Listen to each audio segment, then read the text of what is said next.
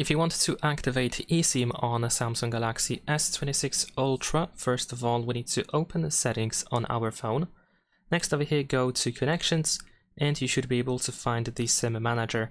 Now if you don't have any physical SIM card, then most likely you can immediately begin the setup.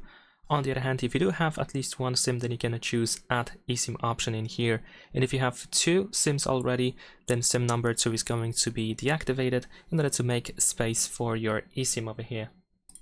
Now we should be able to choose to transfer SIM from our another Android phone, or you can scan the QR code if you have one.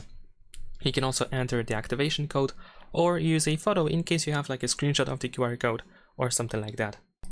Then we can of course confirm that we wanted to add the eSIM on our phone.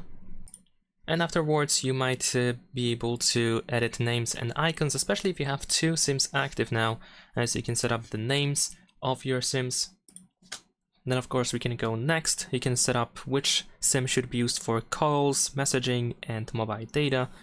And that is pretty much it. Also make sure that your eSIM is activated over here. Leave a like and subscribe.